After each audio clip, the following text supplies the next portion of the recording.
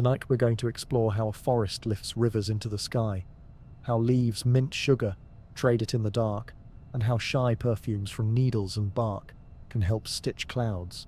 How does a tree move water uphill without a pump? How does shade cool a whole afternoon? So settle however is kindest to your body. Let the blanket fall where it wants. Let the eyes blur, and the sounds soften at the edges. We'll be out here together for a couple of hours, moving like sap at night, noticing how trees lift water to lift clouds, to lift rain, and how that same upward patience might lift the day's weight from your shoulders. If sleep carries you early, let it carry you. If you're still awake later, I'd love to know where you're listening from tonight. The city window with a little plant on the sill, a farmhouse under star-flecked dark, a dorm room, a place between places. Either way, you're welcome here. We take our first unhurried step under the green roof, and the light organizes itself into soft coins. The air is cooler here, and the ground feels more giving, a faint spring underfoot, as if the soil has kept a little of last week's rain in its pockets. Somewhere ahead, a thrush sketches an outline of evening. Somewhere above, countless leaves are opening and closing tiny doors, adjusting without fuss to what the day is asking. If you listen for it, there is a sound that isn't sound at all. A pull, a hush, a tension you cannot see. It begins at the surface of a leaf, a skin so thin it's almost a thought, and it travels downward through a lattice of narrow tubes, down the long column of the trunk, down and down into the dark, where roots rid the moisture like braid. The whole tree is a single, delicate cord of water, hand in hand, molecule to molecule, lifted not by push but by loss, by a soft letting go at the top that tugs gently on everything below. It helps to meet the water itself. Each molecule is a little magnet, one side a touch positive, the other a touch negative. They cling to each other, as if reluctant to part. And they cling to surfaces too, cell walls, tiny fibers, the pitted scaffolding inside a leaf. That togetherness has a name, cohesion, and it lets water behave like a thread. It is oddly strong, especially when stretched thin. In the narrowest spaces, water becomes a quiet rope that can bear surprising loads. Adhesion lends a hand as the thread slides along walls, and capillarity rises on its own in the smallest gaps, nudging the column upward a little before the real work begins at the top. The top is where sunlight knocks and water answers. A leaf opens its doors, stomata, so carbon dioxide can wander in for photosynthesis. When those doors open, water wanders out as vapor. The air, if it is dry enough, pulls that vapor away like a breeze stealing heat from tea. The water left behind curves tighter in tiny menisci that line each microscopic pore. Curved surfaces create tension, and tension pull. This is the quiet pump. Evaporation at the leaf pulls on water in the mesophyll, which pulls on water in the veins, which tugs on water in the petiole, which gently draws on the column in the twig, in the branch, in the trunk, in the roots, all the way down to the soil. No pistons, no valves, only the patience of physics, the willingness of water to hold hands and the willingness of leaves to let a little go. Inside the trunk, the plumbing is not one grand pipe, but many, many straws. In conifers and their kin, the straws are tracheids, slender cells, closed at the ends, passing water sideways through tiny sieves. In broadleaf trees, there are vessels, wider, open-ended tubes, stacked end to end, perforations aligned like doorways. Vessels can carry more, quickly. Tracheids are safer, narrower, careful. Each has its poetry and its price. In the side walls of these conduits, membranes act as listening doors, allowing water to pass but holding back air. In many conifers, those membranes have a trick, a central plug, the torus that can seat in a ring called the margo, sealing the door if pressure falters, like a slow-motion emergency hatch that buys time. On a hot afternoon, the pull can be fierce. The tree becomes a tall bow strung with invisible tension. That is when the thread may sometimes break. A bubble can slip in, where only liquid should be. An air seed lodged in a pit, and the column snaps in a moment, so quick it might sound like a tiny click if you were close enough, and still enough to hear it. This too has a name, cavitation, and trees have made their peace with it. They do not need every straw, only enough. New wood grows each year with fresh conduits, and the plumbing is spread out and redundant. A neighborhood of pathways that can reroute around trouble. At night, when the pull eases, some species may mend small breaks as water creeps in from wetter neighbors. In others, refilling waits for the next season's growth. Even here, there are limits and disagreements in the science. Not every tree repairs in the same way, and some theories suggest tension makes true refilling difficult. Until the system relaxes, the forest seems to answer with a shrug. Many strategies, many lives, 1,000 workable compromises. Roots do their part with a slow intelligence. Some nights, especially in spring, certain trees push gently from below, root pressure raising a column from the ground like a quiet fountain turned low. In sugar maples, that push can be felt as sap beads along a twig, as buckets on a cold morning gradually fill. In most large trees, most of the time though, the lift comes from above, and the roots serve as readers of the soil's temperament. They seek seams of moisture and finer pores, slip around stones, trade with fungi for mineral goods. In sandy places they dive, in clays they wait and hold. In dry months, some roots share upward, drawing water from deeper wet to shallow hungry zones, a generosity that might help both the tree and its understory neighbors. Again, the details depend on species, on season, on soils and past weather and luck. The theme remains. This is careful, slow plumbing in a living body that can feel, in its own way, when to guard and when to spend. If you were to hold a slice of twig to the light, you'd see a record of these decisions. Ring-porous woods, oaks, ashes, elms, build big, bold vessels at spring's opening. When the soil is recharged and leaves are new, those vessels are highways, efficient and brave. Later in the year, they switch to smaller conduits and fibers, safer and stronger, bracing for wind and heat. Diffuse porous trees, maples, birches, poplars, spread their vessels more evenly throughout the ring, a steady hand across the seasons. Each pattern is a handwriting, balancing speed against safety, ambition against resilience. The ring itself is a memory of water made wood. We might wonder how tall such a thread can rise. In theory, the combination of cohesion and tension could lift water higher than any tree chooses to grow, but the risks multiply as the column lengthens. Warm air dries leaves faster, winds pull at crowns, and the tug at the top must cross more and more tiny doors. There seems to be a comfortable range heights that allow enough sun without too much hazard, and evolution tends to spend time there. The tallest elders approach the limits with great caution. Wide bases, tapering spires, crowns that minimize drag. Their plumbing is conservative, their safety margins respectful. They make a long life of it, which might be the leaves, for their part, act as thoughtful regulators. Two crescent guard cells swell and slim, opening stomata like 1,000 little lips, sensing light and carbon needs, humidity, and the willingness of roots to keep pace. When the air grows thirsty, they often narrow. When soil's dry, chemical messengers whisper up the stem, and the doors keep their secrets. No single variable rules. There are trade-offs everywhere, responses that might look like moods if we squint. On a windy ridge, leaves grow thicker cuticles, boundary layers shear away faster, and the exchange runs hot. In damp hollows, the air is forgiving, and the pump can purr at lower cost. Even within one crown, sun leaves and shade leaves wear slightly different clothes, tuned to their neighborhood. There is one more scale to visit before we rest. The scale of deep time.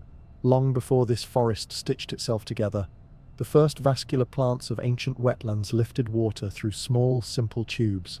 They were low, then taller. Tree ferns unfurled thick fronds, lycopsids raised clubbed spires that would one day press into coal. Later came the seed-bearers without flowers, the gymnosperms, with tracheids reliable as winter stars. Later still, flowering plants appeared with vessels that could sprint when the season offered a surplus. Each chapter added techniques, redundancies, small advantages, and always the same quiet engine, refined but familiar. Evaporation at the sky end, cohesion in the middle, uptake in the dark. Perhaps this is where we find our parallel. We too are columns of water, a little walking ocean carried in porous bones. We too rely on pressure differences and narrow paths, on valves and membranes that rid the room. When the day has asked much of us, we might feel like a leaf at noon, doors open, giving more than we intended. The tree offers a practice: notice the air, notice the pull, and then when evening comes, let the doors ease to a gentler setting. The system refines its balance. When the gradient softens, rest is part of the hydraulics. If you'd like, imagine the inside of a leaf right now. It is a green cathedral of honeycombed rooms, each chamber washed by air, each wall damp with the thinnest films. Light arrives and sets little machines to turning. Sugar is sketched from carbon and water slips out, an invisible procession, and the menisci curve tighter, and the quiet rope tightens gently. In reply, down the petiole, along the vein, into the twig, along the grain, past 100,000 pit membranes like so many polite checkpoints, where nothing hurried is allowed, down the trunk where the wood is both stair and history, past last year's bold vessels retired now to support, into the larger pipes of youth still bright with duty, down and down into the cool, where roots sip from threads between sand and silt, where fungi hold small savings in hyphal banks and release them grain by grain. You might picture this as a lantern being carried through the tree, but nothing shines. It is a redistribution of possibility, of water shifting places to allow carbon to be made, and life to keep its line. There is something restful in that. There is no rush, only a pace that matches need to supply. On cloudy days the pull relaxes, on bright days it tightens. After rain, the system hums; in drought it hunkers down, trimming sails, conserving. There is no perfect state, only workable states, and the body knows how to live among them.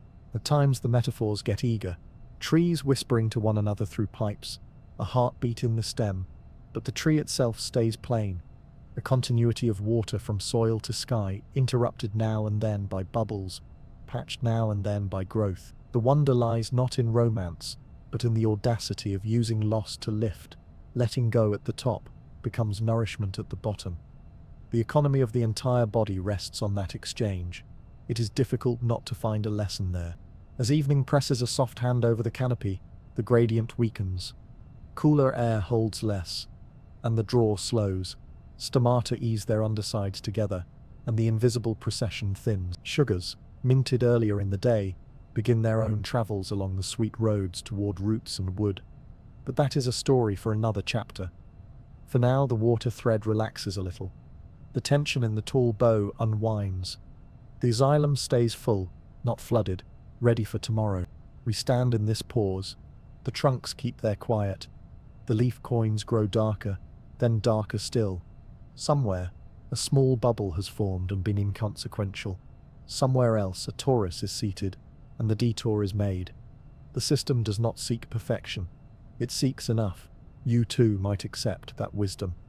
Enough breath, enough softness behind the eyes, enough letting go at the top that the rest of you can be supplied. If you're feeling heavy, let that heaviness be friendly.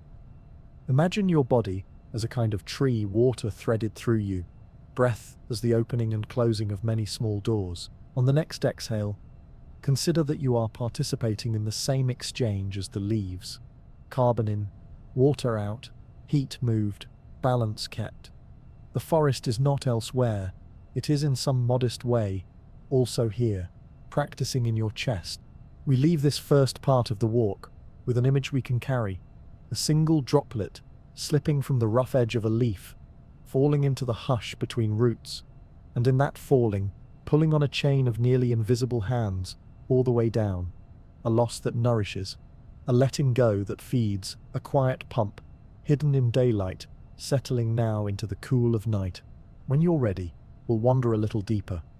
The threads sometimes break, and forests find ways to mend them, but for this moment, let the grip of the day loosen one more notch, and feel the whole column, from crown to soil, sigh just a little as dusk completes its work. Heat gathers like a slow tide, and the canopy breathes harder.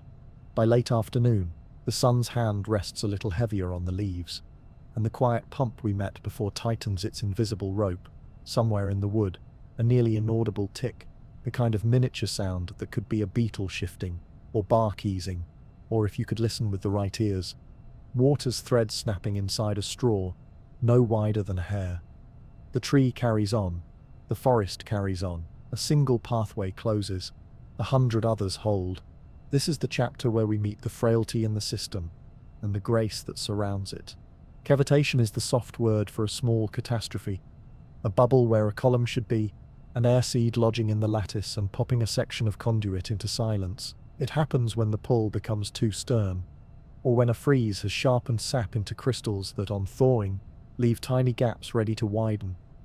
It happens more often than you'd think, and less often than you should fear. Trees are not built on the assumption that nothing will break. They are built on the assumption that some things always will, and that life can flow around the damage. Imagine a neighborhood of narrow alleys rather than one grand boulevard. In conifers, those alleys are tracheids, slim, self-contained cells passing water through finely perforated sidewalls. Each door between them is hung with a clever curtain, a pit membrane whose center the torus can seat against a ring called the margo. When the pressure difference grows risky, sealing off a failing room so the whole street doesn't flood with air. In broadleaf giants, the architecture is different. Long vessels stacked end to end, doorways open, capacity generous. Speed brings its own hazards. Wide vessels move much, but a single bubble can travel farther. The answer is redundancy. Staggering, thousands of parallel lanes. Lose a few, and the traffic slows but doesn't stop. If you drew a gentle graph, you might sketch what physiologists call a vulnerability curve. How the plumbing loses capacity as tension rises. Species write different shapes with that pencil. Some trees keep their flow steady until a threshold, then drop swiftly, like a cliff giving way to sea. Others taper slowly, trimming performance long before danger looms, as if to say, let's wade, not leap. Neither habit is right in every place. Dry hillsides and floodplains set their exams in different seasons, and evolution grades on a local curve. High summer tests the tall, warm air grows thirsty. Wind scrubs away the moist boundary layer near a leaf's skin, replacing it with drier air that begs for more. Stomata. Those small doors read the script, and often narrow. Some species are quick to close, conservative with water, guarding the column at the cost of photosynthesis.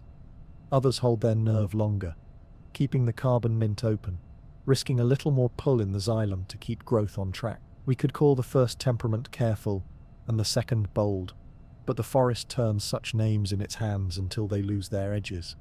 Context chooses the hero. On a brief hot spell, boldness wins.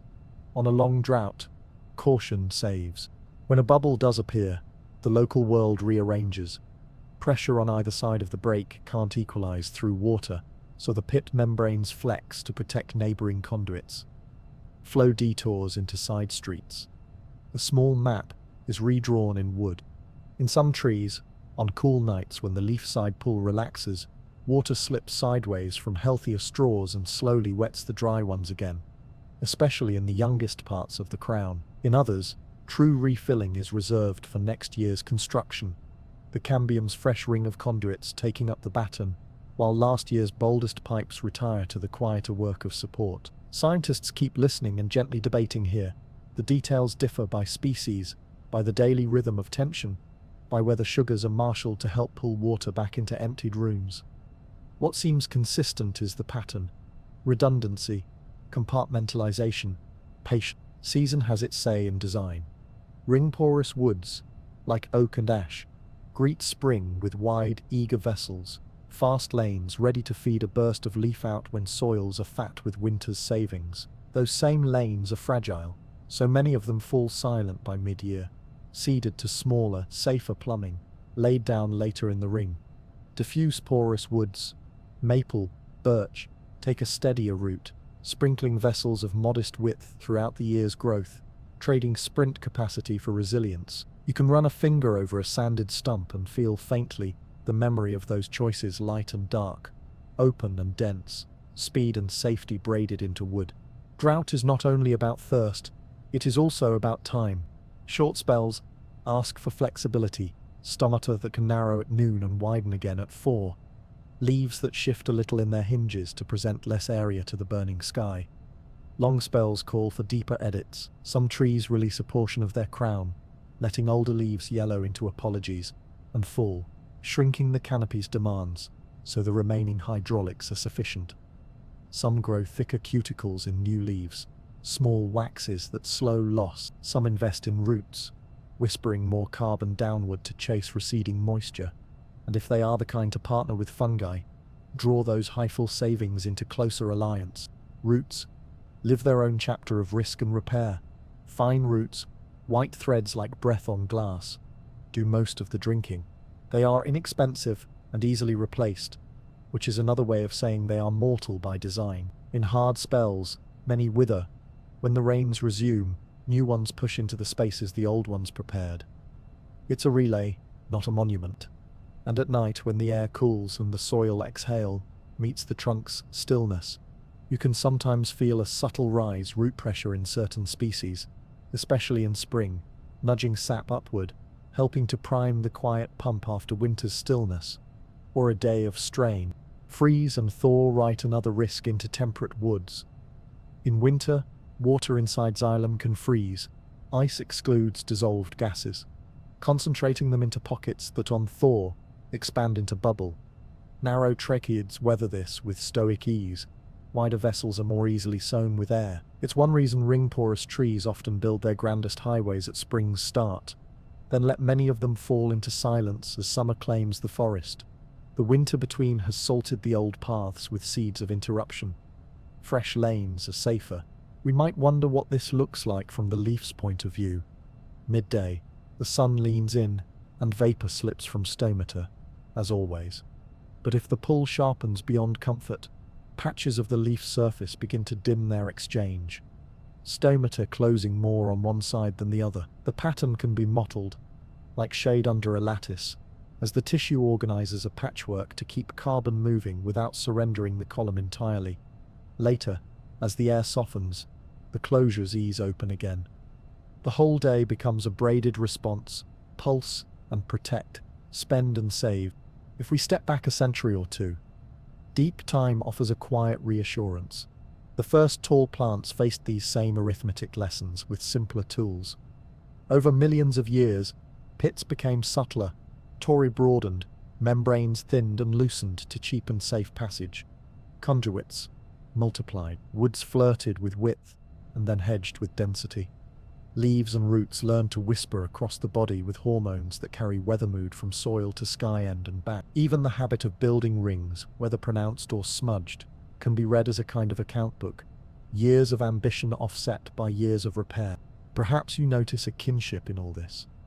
We rarely live in a state without tension. There are days we stretch a little bolder, a little wider in the world, and there are days we narrow our doors, keeping what we have until conditions grow kinder. When something in us snaps, an old pathway for effort or ease, we almost never need to replace the whole self. We rote around, we mend at night, we grow fresh vessels in seasons that permit it. We learn where we are ring porous and where we are diffuse. The body remembers how to be a forest. There is, too, the forest's social answer to strain. Not every break is born alone. Underfoot, mycorrhizal bridges often shuttle water and nutrients from pockets of plenty toward pockets of need, especially when the ledger suggests a return in kind later. Shade from elders cools saplings in heat waves, lessening the pull those young xylem must endure. A single tree may fail in a corner of its crown. The stand around it manufactures a softer microclimate that reduces the odds of failure tomorrow. It is not charity exactly. It is the kind of mutual advantage that over long spans behaves like care. By evening, the forest lets go of the day's austerity. Air gains weight with coolness, and the gradient slackens. Stomata ease wider for a last, low-light sip of carbon. The xylem, so recently strung like a bow, relaxes a notch. Where refilling is possible, it happens slowly, mildly, without drama, a tide returning to rooms that fell quiet at noon. Where refilling is not in the cards until new growth arrives, the tree simply runs with what it has, secure in the arithmetic of enough. Wood laid down years ago is still strong. The network still roots, The canopy still makes shade, which is its own medicine for tomorrow's pull. If you like, picture one vessel that failed at lunchtime. It is dark now inside that straw, a stillness where there had been whispering movement. Around it, other conduits continue their errands. A thin wall separates them, and along that wall are pits, small porous thresholds. Under a softer tension, water creeps through these doors from still functioning pathways, wets the dry conduit's interior, a few microns at a time, and if the species and circumstances allow, coaxes the bubble to dissolve.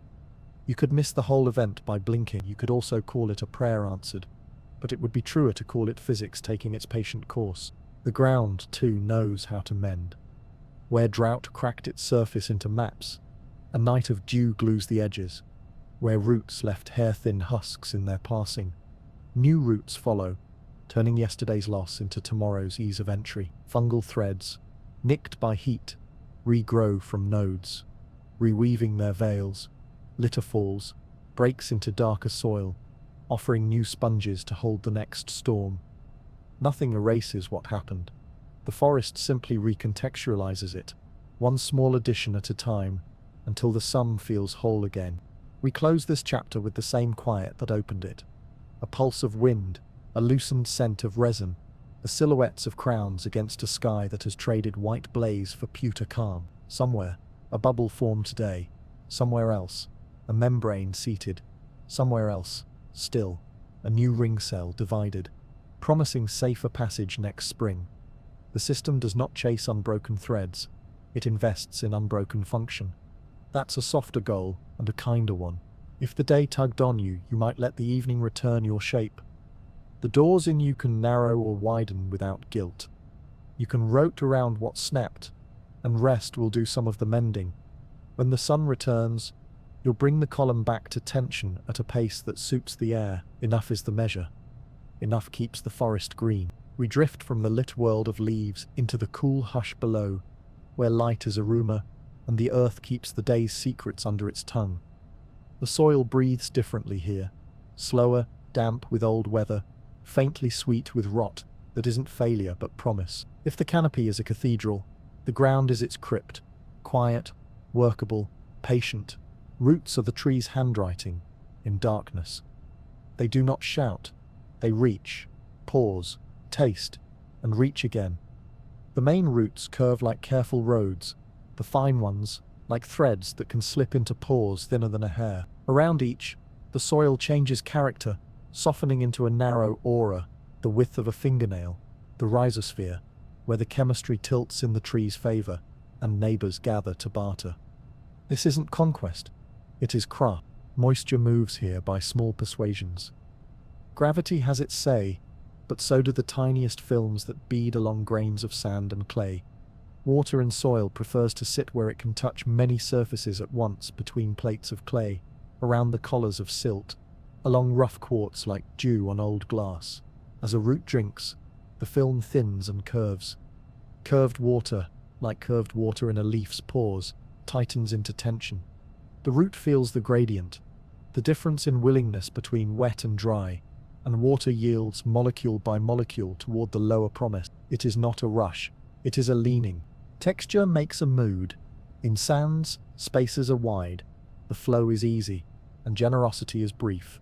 In clays, the spaces are tiny, the holding is strong, and gifts are given slowly, sometimes too slowly. Most forests work a middle ground, crumbs and aggregates that behave like little sponges, stitched together by roots, fungal threads, and something like plant saliva called mucilage. A clear gel roots exude to keep close water from slipping away. Rain arrives, and instead of sheeting off, it enters along worm tunnels and old root paths, macropores sinking into a labyrinth built by those who needed water, and in making room for it, made room for life. There is a delicate choreography at the root's tip. A white spear advances behind a cap of cells that sense pressure and chemicals, feeling where to turn and where to stop. Just behind that spear, hairs bloom, single cells that can be longer than eyelashes at the scale of a root, hugging soil, enlarging the conversation surface 100-fold. An enzyme here, an acid there, minerals that were locked in crystal loosen iron. Let's go. a pinch of phosphorus becomes negotiable. The tree pays for these services with carbon sugars leaked on purpose to feed the local guild. Microbes arrive, wake, divide. Some bring tools the tree does not own. Some simply convert wastes into offerings. Some stand ready for darker days, and the defense that might be needed when roots are wounded. Fungi are frequent partners down here, not as decoration but as extension. Some slip between root cells, like friendly thread, in mycorrhizae, forming tiny exchange rooms.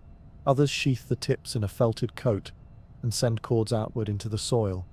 Mycorrhizae, mapping distances a root hair could never cross. In return for carbon, they ferry parcels, phosphorus most often, nitrogen in some places, water in dry spells, micronutrients almost everywhere. The picture is not a serenade so much as a market at peace. Loyalties are context sensitive. A fungus that feeds you today might ignore you next month if the price changes. And yet, through seasons and small shocks, the partnership holds often enough that forests come to depend on its average kindness. At night, in dry countries, another quiet practice begins. It's called hydraulic redistribution, hydraulic lift, when the direction is upward. Deep roots find a cooler stratum that still remembers spring. Shallow roots taste dust. When leaves close their doors and the pull from above relaxes, pressure equalizes along the root system. Water seeps from the deep, wetter segments into the dry upper soil, through side roots and hyphae, not in torrents but in steady hush. By dawn, a circle of earth near the trunk has been lent a cup or two of dark lodged water. Grasses benefit, seedlings benefit, microbes wake, and the tree itself meets the next morning with a slightly easier neighborhood. On paper this looks small. Under years, it looks like mercy. Season sets a slow metronome. In spring, sugars hurry downward to sponsor expiration. New tips multiply, pale and eager. In summer, roots keep pace with leaves, but their turnover is constant. Fine roots dying, fine roots born, a veil continually replaced. In autumn, when canopies bank their fires, carbon pools below. Some species thicken their roots. Some store starch in tubes that will warm the pump in April.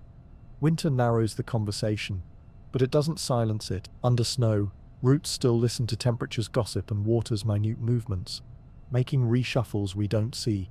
If you kneel in thought beside a root, just a little way under the duff, you might sense how soil is not really a thing but a crowd. Bacteria form slick films along the root skin, like fog on a window. Tiny animals graze those films, and someone else grazes them, and the eaten becomes soil again, darker and kinder this time. A crumb holds because a fungus looped it with a strand, because a root hair glued it, because the small mathematics of charge and shape said yes. In the crumb, oxygen slips in, carbon dioxide slips out, and water pauses long enough to be invited inside. If everything is working, the soil is springy, a mattress for rain. Here and there, a root meets stone. It does not argue, it maps. It slides along the cool face, feeling for a seam, and leaves behind a faint print of acid that over many seasons turns granite into something that can be chewed. We measure mountains in miles. Roots measure them in microns. The patience is almost comical, until you remember the tree plays a centuries game. We should soften our metaphors again. Do trees share carbon underground? Sometimes, in some stands, in ways that might be indirect. Carbon spent on fungi that then service a neighbor, or sugars sliding along, merged roots of kin. Do fungi warn of pests or drought across wide distances? The evidence so far is mixed, promising in pots, subtler in fields, shot through with it depends. The truest statement might be this: roots and their partners alter the immediate world around them in ways that others can use, and sometimes those changes look like help. Whether we label the act or the outcome is a choice of emphasis. The forest doesn't label, it continues. When drought stretches into story, roots revise the body plan. A tree may let the finest threads die back in the topsoil that now burns by noon, concentrating on deeper lanes that still trade in liquid. It may invest less in width and more in depth, seeking lenses of sand or old riverbeds where water slows. If it has fungal allies tuned to the place, their cords will thread ahead, scouting, and then thicken when the root pays. If not, the tree may spend more carbon to grow those alliances anew. The costs are real. Sugar that could have built leaves or wood goes to partnerships and gel and enzymes instead. But the returns can be longevity, a kind of quiet solvency that endures across lean years. There is a music to the day down here, though it is almost silent. Morning the leaf pump engages, tension climbs, roots feel the tug, and begin to hand water upward from their films and pores. Midday, the pull is keen, and lateral roots near the surface give what they have first, deeper roots follow. Afternoon, the hottest hours braid caution into the flow, stomata trim the demand, roots steady their giving. Evening, the gradient eases, and the whole column sighs, some water drifts back into the upper soil, softening it for night creatures and tomorrow's dawn. Even stone holds a kind of memory, changing shape so slowly it looks like no change at all. Soil remembers faster. A summer of good structure becomes a rapid autumn, soaking becomes a winter that does not flood the roots. A decade of careful litter becomes a black horizon that rises a finger's width. If you return to this path in 15 years, the ground will give a little more, and somewhere inside, fine roots will be thanking the past with their presence. Perhaps you notice how human this sounds, not the chemistry but the posture. We make extensions where our hands cannot reach. We barter for what we cannot forge. We invest in neighbors who make our neighborhood safer to live in. We too rebuild from small pieces, habits that hold water, friendships that slow the wind, paths that let meaning infiltrate instead of running off. And like roots, we do a surprising amount of our best work out of sight. Let the image settle, a fan of pale threads advancing into a dark crumb, each thread furred with hairs, each hair wearing a film that glitters only if you could shrink to see it.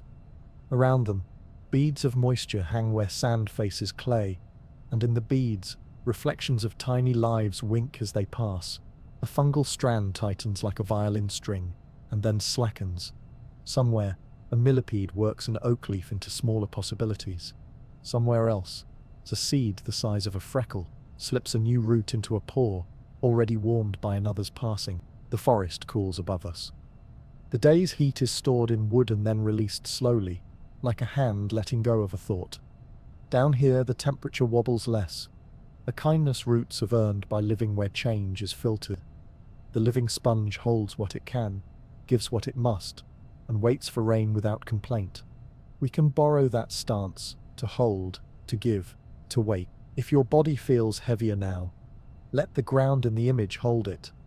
Imagine the soil's resilience rising through the mattress, through the floor, through whatever is between you and earth, until it meets your back and persuades your muscles to loosen one notch more. The day can pass its weight to the sponge. The sponge will keep it for a while, and then let it go. Evening settles into the canopy like a slow note, and inside the tree another traffic wakes. Where water rose all day through the quiet woodwork of xylem, sugars now begin their unhurried travels in living pipes, just beneath the bark. If the trunk were a city, this would be the night train, lamps low, cargo valuable, routes decided by need and season. The story starts in the leaves, where daylight minted sweetness from air and light. Those sugars do not sit idle. They are gathered at the edge of little factories and coaxed into the phloem, into long, sieve-like cells aligned end to end. Loading sugar here is a kind of invitation to water. As concentration rises, water seeps in from nearby xylem, raising the gentle pressure in the phloem tubes. Far away, at a hungry place, a root tip building a new cap, a swelling fruit, a strip of cambium, laying down wood. Sugars are unloaded, pressure there is eased, and so the sap flows from more to less, down a gradient made not by gears but by appetite. We call this a pressure flow, a soft hydraulics of sweetness. It likely isn't the whole story everywhere. Biology keeps fine print, but it explains much of the tree's economy. Sources feeding sinks, sinks becoming sources as the season turns. Water and sugar braided in service of growth. The image is simple: hills of turgor, valleys of demand, and the syrup moving through living straws to even the landscape. The straws themselves are sieve elements, delicate and purposeful. They've set down most of their internal furniture to make room for flow, and they travel with devoted companions, companion cells who do the bookkeeping nearby, loading sugars, tending gradients, minding the gates when trouble passes. Between each sieve element and the next rests a sieve plate, like a little colander perforated with pores. If the line is injured, soft proteins and callos can gather to plug the breach, a slow bandage that keeps the rest of the train from bleeding sweetness to the air. Because phloem is alive, it listens. On a bright morning, leaves brim with product and load the system, so pressure swells near the canopy. On a grey day, the mint cools and loading eases, the push weakens, and traffic relaxes to a slower murmur. At night, many leaves keep minting gently, but in the cool the tree also taps its savings, starch from wood and roots, converting it back to sugar and sending it towards small lights still burning. Root tips, cambium, buds rehearsing for morning. The ledger stays balanced by 1,000 small adjustments, most of them wordless. Roots are not only up and down, some sugars skim sideways to the cambium, that thin, tireless ring laying down new xylem inward and new phloem outward. Wood is memory, phloem is logistics. Each spring the cambium wakes and writes another band into the trunk's biography. To write it all, it eats sweetness carried to its elbow by the very system it helps to maintain. There is a pleasant circularity in that growth sponsoring transport that sponsors growth again. Season changes. Who gets paid first? In spring, when buds are impatient and soils are still cool, stored reserves surge upward toward the canopy. Leaves unfold on credit, then repay the loan in early summer with new sugars sent down. Through the warm months, roots draw their share, thickening, branching, repairing old threads, paying in advance for droughts that sometimes come. Fruits claim a generous stipend when they swell. The tree writes checks in sunlight to secure the next generation. Autumn redirects flow inwards. Sugars move into wood and roots, stitched into starch as winter's pantry, while the last green light in the leaves is withdrawn and stored before the foliage is set down. Phloem can be bold and discreet at once. Its sap is sweet enough to be a prize, and many small mouths come to claim a tax. Aphids tap the line with delicate stallets and ride the pressure they did not create, excreting glittering drops that ants harvest like shepherds, leading their flocks along the bark. The tree is not entirely defenseless. It adjusts chemistry, hardens ports, thickens callos at wounds, and floods certain sections with bitter or spicy compounds that make a meal less simple. But the economy accepts some leakage, just as a town accepts festivals, losses that are also relationships, and sometimes protections, since ants may defend the tree from hungrier brows. The sweetness does not always run in a single river. Each phloem strand can have its own itinerary, some feeding downward, some upward, some circling within a branch. The tree seems to keep multiple ledgers, not one grand budget, which gives it resilience. If a trunk is nicked all around, girdled, the xylem can still hoist water for a time. But phloem is cut, and the sweetness cannot pass. Above the cut, tissues fatten briefly with surplus. Below, roots starve, and the whole tree's calendar begins to fray. We don't dwell here long. This is a night for gentler pictures, but the example shows where the vital artery runs, close to the skin, alive, listening. We might peer at how sugars board the train. Some leaves send them in through open symplastic halls, cell to cell, hand to hand, without crossing a wall. Others use pumps at the loading docks, proteins in membranes that lift sugars against their gradient into the sieve elements, paying the fee with the small coin of cellular energy. Neither method is the only method. Many species blend them according to lineage and circumstance. What matters to the flow is that sources have the will to load and sinks have the appetite to unload. For between those acts the sap finds its direction. Speed is a quiet character in this tale. Phloem moves faster than wood grows and slower than wind, swift enough to serve a season, unrushed enough to keep a night calm. It is faster when leaves are abundant and thirsty work is underway elsewhere, slower when demands ease. The viscosity of sap, the temperature of the fibered hall it moves through, the ease with which water can join from xylem, all tune the pace. In heat, phloem keeps its civility. In drought it trims ambitions to match supply. Trees are conservative bankers when supply lines tighten. They pay essentials first. Where does all this sweetness go?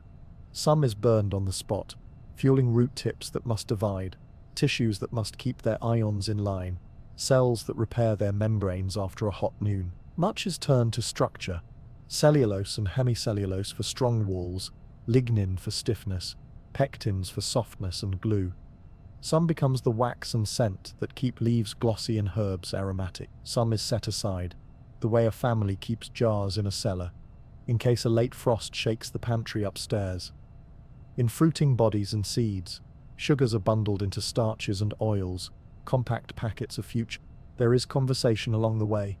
Phloem carries not only food but messages, small hormones, RNAs, signals on the move, which keeps the body coordinated across height and time. A root that discovers drought may ship its news upward.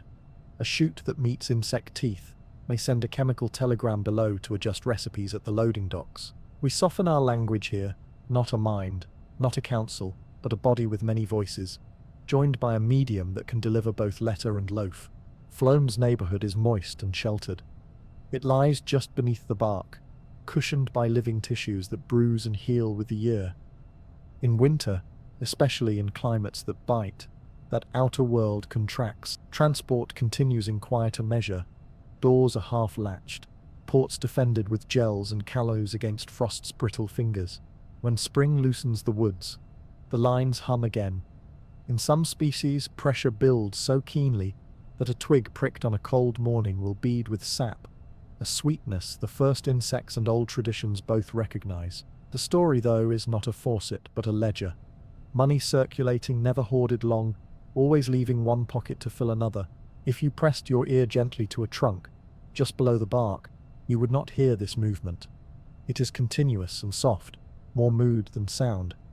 But you could imagine it a procession of small sweetnesses, ushered by companion cells, passing sieve plates like beads through careful fingers. Here a side door opens to feed cambium and writes another pale ring that will darken with time. There a branch sends surplus to a swelling fruit, a chemistry of sugars flipping into acids and perfumes we will one day recognize with gratitude. Down below, roots accept their stipend, investing in depth, in breadth, in tomorrow's resilience. The forest's economy spills out of the trunks and into the air as well. When sugars are spent to build leaves, those leaves shade the understory and cool the air. When sugars are sent to roots, those roots stitch soil into a sponge that holds rain.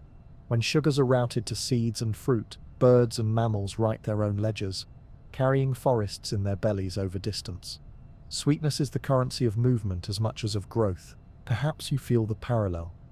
We earn, we spend, we save, we support those who depend on us, and we allow others to support us when needed.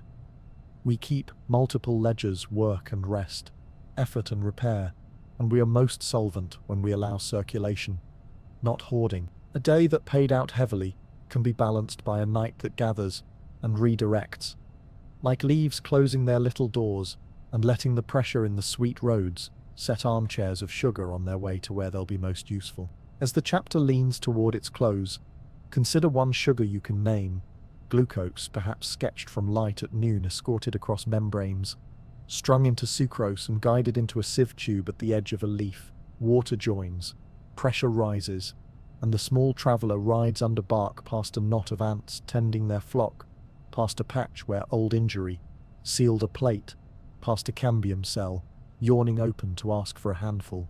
Further on, the sap reaches a root tip. There, enzymes split the sugar into soluble parts. Some is burned to power another millimeter of exploration. Some is stowed in starch for a future Tuesday. Some is dissolved into the rhizosphere to hire microbial help in a bargain older than oaks. Nothing is wasted, even waste is employed. If your body is ready, allow this commerce to lull you. Imagine the trunk as a warm column with low lights inside, cargo moving at the speed of trust. Imagine that the effort you made today is already being gathered, redistributed to what in you needs mending. You do not have to manage it all. The gradients know their work. Appetite and rest will negotiate fair terms. The night deepens. The sugar roads murmur. Leaves rest easier. Roots are fed. Wood is written to quietly, and the air around the trees cools by a degree you can't measure but your skin somehow does. The economy keeps circulating without hurry, spending sweetness on the shape of tomorrow's shade. Night leans in, and the forest changes key. The loud work of light has finished for the day, and a subtler conversation comes forward. The way a room grows quiet enough that you finally hear the small clock on the shelf. The air is cooler and faintly spiced, resin and leaf green braided with something you might call a mood. Perhaps it is only scent. Perhaps it is also message. Inside the tree, news moves first as ripples. A bite on a leaf, a sudden shade, a change in water's pull. In the thin corridors of living cells, ions shift. Tiny charges slip across membranes, and a soft, electrical-like wave travels down the veins. It is not a lighting strike. It is closer to a hush passed along a pew. Calcium flickers in small pulses. Gates open and close, and within seconds to minutes distant tissues prepare, doors narrow a little. Recipes in the chemical kitchen change. Sugars are redirected. Defenses begin to simmer. The body speaks to its far edges without a voice. There is also a hydraulic dialect. When a leaf loses water faster than the roots can supply, pressure within the plant tilts a barely measurable sag that travels like news riding a river. Cells feel it and act accordingly, shifting their priorities much as a town dims lamps when the grid is strained. Electrical-like ripples, pressure changes, hormones carried in the sweet roads of phloem. Messages have many paths here, braided for reliability. Redundancy is the forest's native grammar. If we step into the leaf's pantry, the response looks like cooking. A nibble from a caterpillar, and certain compounds rise on the stove. Jasminates, for instance, a family of signals that often organize the defense against chewing mouths. Different attackers cue different menus. When microbes probe, salicylate-leaning pathways may answer instead, tuning the blend toward antimicrobial measures. These are not solitary ingredients.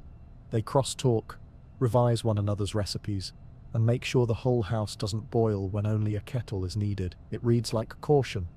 And it is. Not all messages remain indoors. Some are poured gently into the air. When a leaf is wounded, green leaf volatiles, those sharp, fresh scents that rise from mown grass, slip out. Terpenes drift too, piney and citrus-tinged, along with other fragrant letters. To us it smells like summer. To neighbors it might sound like trouble nearby. Eavesdropping leaves on the same branch often prime their defenses after such a signal. Sometimes leaves on other stems and other trees do too, especially when the air is still and the canopy is close. Priming is a good word here, not a panic, more a readiness, a lifted foot, not a sprint. This is where metaphors begin to tug on their leashes. Do trees warn one another? Perhaps in the sense that chemistry leaves the sender and changes the receiver. But the forest is practical, not sentimental. Volatiles may simply leak from a useful internal process, and by existing in air a moment, become information someone else can use. Over time, those who could listen and benefit tended to stay. Whether we call that conversation or consequence depends on our appetite for story. The forest is comfortable with either reading. The breeze carries messages to other ears as well. Many of the scents plants release after herbivory are not aimed at the attacker, but at the attacker's attacker. Parasitoid wasps and predatory beetles learn to follow these perfumes to their work. A tree under nibble becomes a small lighthouse, summoning help it cannot hire by coin. The arrangement is ancient and conditional. It doesn't always pay in every place, and it is often a chorus rather than a solo. Yet on warm evenings when the canopy's chemistry lifts and the insect world arranges its nightly errands, the air is stitched with these invitations, subtle, unannounced, effective often enough to have persisted across eras. Inside the trunk and roots, the newsreel continues in a lower register. Sieve tubes, the phloem's sweet roads, carry more than sugar. Small hormones travel there. RNAs and other quiet directives, keeping distant tissues in the same season. Even when sunlight and soil tell conflicting stories, a root tip feeling drought may ask leaves to tighten their doors. A shaded leaf may ask the cambium to delay exuberance until the light returns. These are not orders so much as reminders, a gentle governance that works because every room in the house shares the same air and the same pantry. Below, in the dim commons, fungi sometimes play courier. Mycorrhizal threads sheath root tips and lace the soil. touching multiple plants at once. In certain experiments, stress on one plant is followed by measurable changes in neighbors, served by the same fungal network. Defense genes easing upward, stomata adjusting, carbon accounting revised. In other experiments, the response is faint or absent. Theirs. Field results are even messier, as weather and distance and species entangle the signal. A careful reading may be this: the fungal web can carry materials and conditions that change what others are ready to do, and this can look like coordination. Whether that adds up to steadfast warning is local, temporary, and paid for in carbon. Cooperation here feels more like a practiced habit than a vow.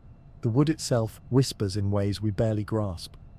Cavitation, the tiny breakage of water threads in xylem, emits a high, dry crackle in ultrasound, so quick and small we need special ears to notice. The plant obviously did not evolve to listen with microphones, but those events coincide with mechanical and chemical shifts the plant does perceive, and the body's responses rewriting flow, seating membranes, revising leaf conductance, are part of the same quiet symphony. Even growth carries a signature: cell walls yielding by increments, microfibrils slipping past each other, a softness that rhythmically firms. If we had the right senses, a tree might be as noisy as a harbor. By late evening, the canopy's perfumes change. Not all volatiles are about trouble. Many are simply the breath of metabolism. Isopranes and terpenes rise from sun-warmed leaves even on calm days, perhaps to stabilize membranes, perhaps to manage excess energy, perhaps as old habits that improve odds in heat and light. In the atmosphere above, these scents meet sunlight and time, oxidize, condense into microscopic seeds of matter, places for water to gather, and sometimes to begin a cloud. If a forest can be said to speak to the sky, this might be the dialect. Molecules that begin as self-care and end as weather. Within a single tree, the network is flexible rather than centralized. Signals amplify or fade according to context. A mild nibble may call for tannins in a few leaves.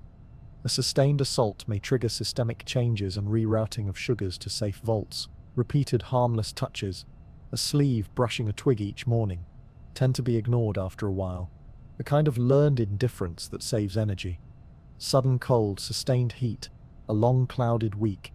Each edits the body's thresholds. There is memory here, but it is functional, not sentimental. A shift in how much of a given cue is needed next time to draw the same response. At the stand level, signals add up to microclimate. When many stomata narrow together, the forest breathes less water, and the air warms a notch. When many widen, the air softens. When a ridge of pines under beetle pressure floods the air with resinous terpenes, the whole slope smells honest about its condition. Predators arrive, neighbors adjust, and on a different clock, seedlings of other species may gain a small opening in a future mosaic. Messages are not merely words here, they are acts that tug on heat and moisture and time. We might pause to soften the human parallels. It is tempting to call all of this a woodland internet. The metaphor works as lantern light works. Useful, but not the sun. Trees do not type. They do not convene. What they do is maintain a body across distance by sending small, specific chemistry where it will matter, and by letting incidental chemistry be of use to others. It is less like a social network, and more like weather inside a living architecture. Fronts moving, pressures changing, and in those changes, information about how to behave well enough to see another season. Still, on nights like this, you can't help feeling accompanied. A gust passes, and hundreds of thousands of little doors adjust in chorus. Somewhere a bud receives a message sent an hour ago, and decides quietly to wait a week longer before opening. A vine notices a touch, leans a little closer to its support, then rests.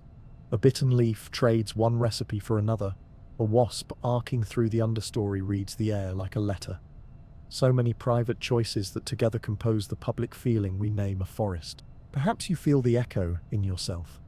You are a conversation too, sifting, hormones scheduling, a quiet electrical world beneath your daylight thoughts. Your skin's sense of cool air asks shoulders to soften. Your stomach's small emptiness writes a polite note to your attention. Your breath carries news from the outside in, and from the inside out. You are, like a tree, many rooms in one house with corridors designed for letters and loaves. Let the sense of this imagined place steady you. Picture one leaf, unremarkable in afternoon, now shining a little with dew. A moth tastes it, with a careful foot, and chooses elsewhere, deterred by a chemistry revised at sundown. Far below, a root tip receives a slow message and turns a fraction, avoiding salt in the soil. Along the trunk, the sweet roads ferry not only sugar, but instructions written in short phrases. Above, a ribbon of air brushes the crown and carries a whisper of pine to the ridge. The messages do what they need to do, and then dissolve. It is enough. We close with the simplest image, a tree that listens, not with ears but with thresholds open, then a little less open, swift to you answer, then softer, ready, then resting. The forest listens as a group of such listeners. Out of that attention, the place grows more itself. Under the trees, the night has its own slow constellation, little cups, shelves, and lantern caps rising from the duff after rain. Mushrooms are brief announcements, the way a tide line announces a sea you cannot see. The real body is below, laced through the soil in pale threads that do not shine and do not hurry, a quiet architecture known as mycelium, feeling its way grain by grain. We step closer in imagination, and the ground becomes a weave. Hyphae filaments finer than a hair in a whisper, move between sand and clay, around pebbles, along old root paths. Where they meet a root tip, the conversation changes. This is not predator and not prey. It is more like two shopkeepers opening their shutters to the same square. The tree offers carbon, the sugars minted in daylight. The fungus, which cannot mint its own, arrives with tools the tree does not carry. An ability to tease phosphorus from tight clays, to unlock micronutrients hidden in crystal, to reach water in pores too small for roots to enter. They test one another. If the terms are good, they sign with chemistry. There are styles to this handshake. Some fungi, the ones most common across warm grasslands and many forests, slip inside the root's outer cells and build tiny branching trees called arbuscules, exchange rooms that swell and then fade, built and dismantled in weeks. These are arbuscular mycorrhizae, practical and ancient, likely as old as the first plants that dared leave water for land. Other fungi, the companions of many pines, oaks, beeches, birches, stay outside the root cells, wrapping the tip in a soft mantle, and threading between cells in a lattice called the Hartig net. These ectomycorrhizae can form cords and fans, thicker lines that stitch the forest floor, and some carry small chemistries that pry nitrogen free from complex litter. There are other guilds too, ericoid in heathlands, orchid partners that nurse life at the edge of impossibility, each tuned to a niche, each revising the terms of living there. If we listen in on the bargain, we hear only numbers. Carbon flows out, nutrients and water flow in. The rates change with weather, with season, with who else is standing nearby. In a spring flush, a tree may spend more to build alliance. In a late summer drought, it may lean harder on the partnership, paying in sugar to keep water moving through a narrow window of safety. The fungus, for its part, chooses as well. If one root is generous and another stingy, the cords may favor the generous. If two trees feed the same network, the traffic can follow the steepest gradient of need and offer, the oldest law of markets, softened by time. We're tempted to call this a commons, and often it behaves like one. Seedlings tucked in shade can sometimes draw support through shared hyphae, especially if they are kin to the big body casting the shade. A droughted patch may receive water that seeped through cords built by a neighbor with deeper roots. A burst of phosphorus weathered from a bit of mineral can be parceled out across multiple trunks, the way a village shares a well. And yet the fine print matters. Fungi are not charities. They are partners with ledgers. They optimize across many hosts, sometimes rewarding those who pay, sometimes simply following where chemistry makes the most sense. Plants, too, police the deal. They can stiffen the exchange room, throttle carbon to fungi that deliver little, and favor strands that prove useful. Cooperation here is durable, not because it is noble, but because it is frequently profitable for both sides. The forest odor we love after rain, earthy, clean, a wordless yes, arrives partly from these labors. When fungi and bacteria live well, they glue soil into crumbs and aggregates. A protein-like substance from certain arbuscular fungi helps bind these crumbs, Exudates and threads tie the bundle tighter. Water can then pause without drowning roots.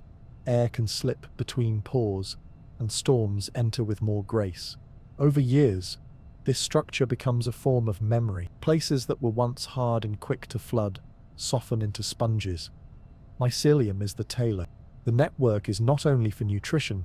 Some cords are pipes for water itself. In dry spells, hyphae can ferry moisture from one part of the soil's maze to another, reducing the peaks and valleys of thirst. Signals may travel as well, molecules sent along the wet interiors of hyphae, or along root-to-root junctions where neighbors have quietly merged. In small enclosures, stressed plants connected by fungi sometimes show early defensive adjustments. In field plots, the effect appears, disappears, reappears, context stacked upon context until the headlines go quiet and the footnotes do the talking. The careful reading might be this: these networks change local conditions in ways that others can notice. Sometimes that looks like information, sometimes it is only hospitality. History sits in the mycelium, even if it does not speak it. In ancient rocks, the first fossils of land plants are already entangled with fungal remains, suggesting that the leap onto shore was made together. Roots borrowing hyphal reach in exchange for carbon.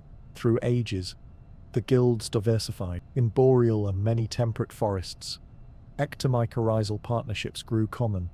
Their skill at harvesting nutrients from slow, cold litter may help those forests stockpile carbon in soil, not quickly, but reliably. In many tropical forests and grasslands, arbuscular partnerships predominate. There, the rapid turnover of warm ecosystems demands speed.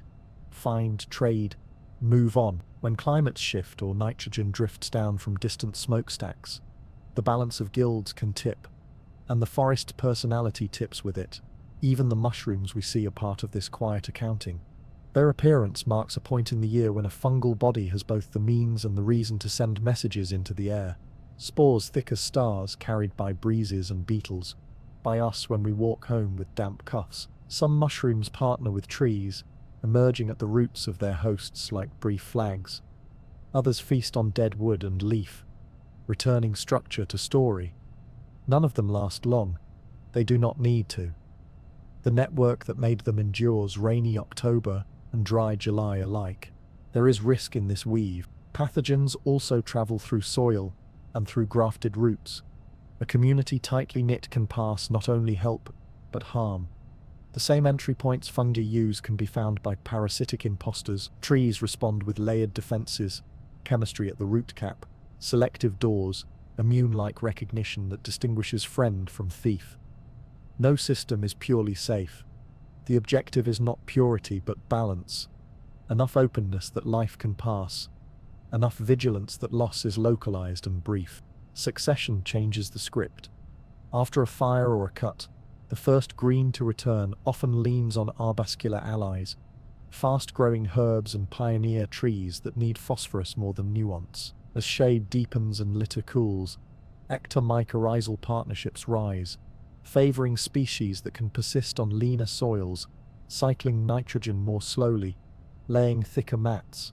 In a century, depending on where we stand, the network below us may have changed guilds entirely without ever falling silent. We read this, gently, as a reminder. The underground is not one thing. It is a rotating cast with a shared stage. How do these friendships begin each spring, each life? Roots release a few signaling scents, strigolactones among them, that tell particular fungi, "I am here." Fungi reply with their own small molecules that soften the plant's caution and invite entry or embrace. Then the rooms are built. Arbuscules rising like fine chandeliers inside cells, mantles thickening like soft coats outside tips, heartig nets threading the lobbies. For a time, the exchange hums. Later, the rooms are taken down, walls are repaired, new rooms are built elsewhere. The partnership is not a wedding so much as a series of well-managed meetings, scheduled by weather and need. We might feel the metaphor tug again. Wood Wide Web, a phrase that glows like a lantern in the mind. It captures part of the story, and we can use it if we handle it like glass. Not every tree is connected to every other. Networks are patchy, guild-specific, dynamic with moisture, season, and species turnover. Carbon can move between plants through fungi. Yes, especially from rich to poor, under certain arrangements.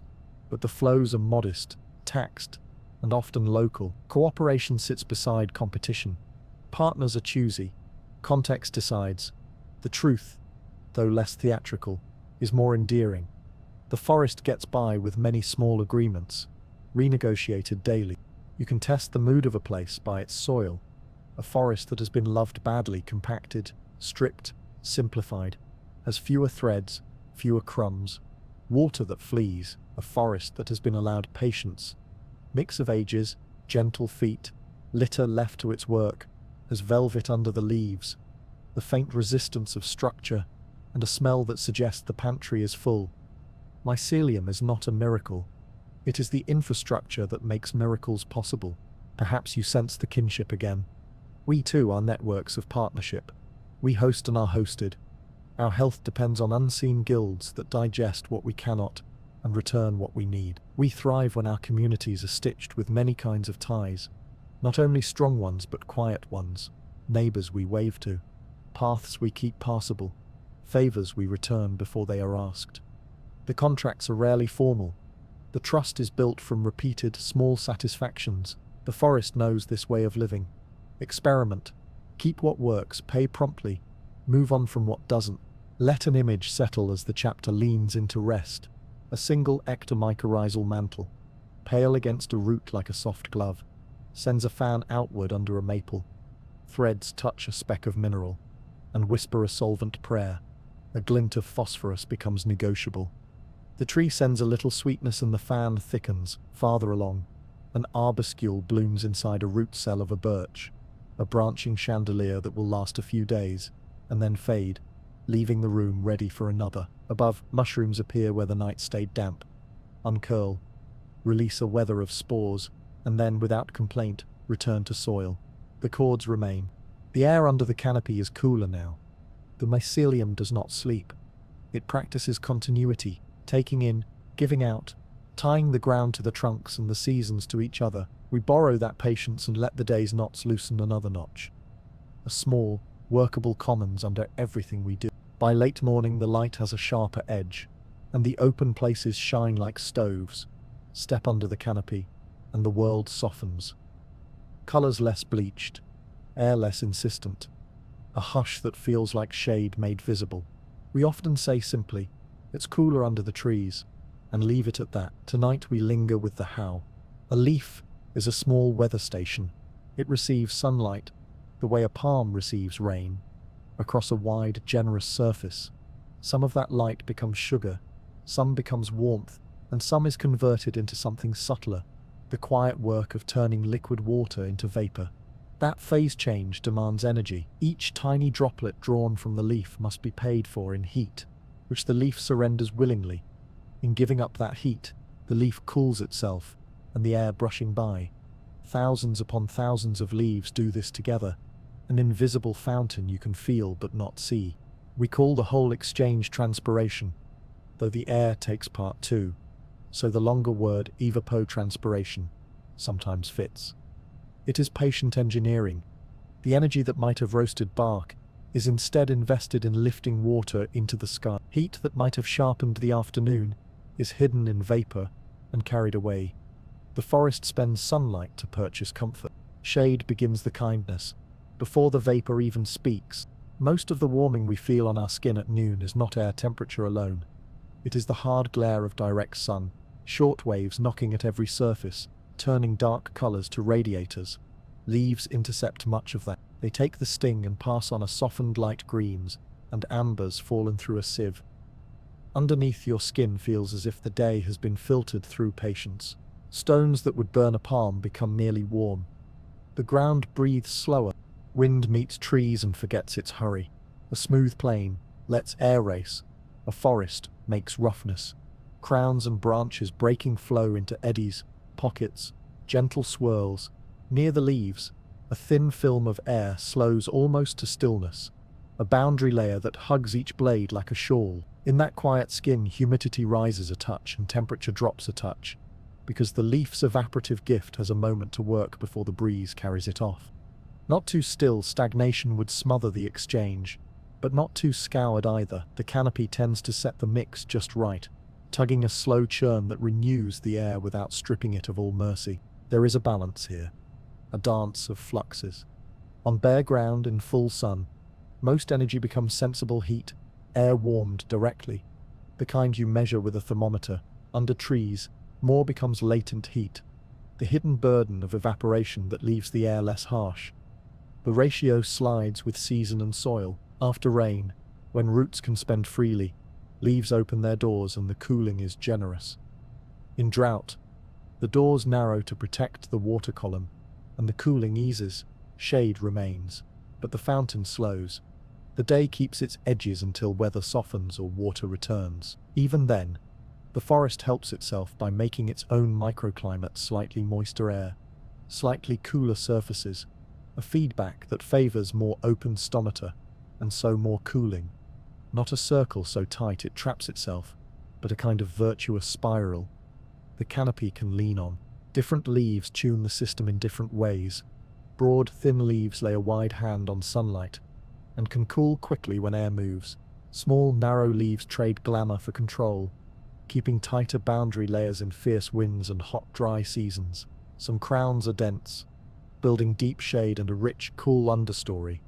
Others are feathered, letting shafts of light comb the floor, enough to keep breezes honest. Even bark plays a part. Pale skins reflect more. Dark skins absorb and then release more slowly into the evening, spreading warmth across time. The stand is a choir of such choices, not one voice. Listen for water's root in this cooling. It enters at night and morning while the soil is kind, rises invisibly through wood, and leaves leaf by leaf as vapor. In departing, it takes heat with it, the same way a wet shirt turns a hot wind into relief. That stolen heat is not lost. It's stored in the vapor itself and carried aloft. Later, as air mixes and rises, that energy may be released again, perhaps far away, perhaps into the building of cloud. But down here in the shade where we stand, the bill is paid, and the reward is immediate. A temperate hush, edges of forests, show another small kindness. At noon, the field outside the trees bakes, the air above it rises, and cooler air is drawn from the shaded understory to replace it. A low, soft breeze flows from woods to meadow, carrying the fragrance of leaves, terpenes, and dampness, like the cool air from a cellar spilling into a courtyard. By evening, as the field lets go of heat faster than the forest does, the direction may reverse, a gentler slope wind settling back through trunks. These local circulations are small, but if you've picnicked at a forest margin, you've felt them, a movement that arrives without visible cause, and says simply, stay a little longer. We should gently note the trade-offs. Forests have darker canopies than pale grass or snow, so in some climates they absorb more sunlight than they reflect. If there were no evaporation, that could mean a warmer surface. But leaves do evaporate, often abundantly, and their cooling power tends to win at the scale of a walk, a neighborhood, a valley. Regionally, the story becomes more nuanced. In wet places, forests usually cool days and bring rains into closer conversation with land. In very cold or very dry places, the equations change. Even there, the local body, this tree, this stand, still authors shade and quiet winds, still builds a room where the afternoon can rest. Cities learn this lesson in summer. A plaza at noon can feel like a skillet, heat re-radiating from stone and glass, long after the sun has swung on. Plant a line of plane trees and the mood changes, shadows shifting minute by minute, air moving more thoughtfully, pavement spared the worst of the blaze. The trees are not air conditioners, they are air editors. They diminish the extremes, tilt the ledger toward latent rather than sensible heat, and lend their stored coolness to anyone who lingers beneath. The body listens to such places. Heart rates ease a notch, shoulders forget a little of their work, even minds feel invited to unspool. Perhaps that is chemistry as much as poetry, resin and green scents modulating attention, cooler skin persuading breath to lengthen. Perhaps it's simply the eye preferring dapple to glare. In either case, a grove at noon is medicine that doesn't insist on its name. Understory life clusters, where the cooling is durable. Ferns that would crisp in open sun hold their colors here. Moss stitches a darker green into logs. Salamanders prefer the damp that lingers at roots. Their thin skins writing thank you notes will never Soil microbes go about their business at temperatures they can bear. Cooling is not a courtesy to us alone. It is a scaffolding for a whole caste of quiet workers. You might picture for a moment one leaf's day. Morning dew slides from its tip. The sun wakes it to work, and its doors open slightly wider than comfort. Because the air is kind. Midday, the sky presses harder.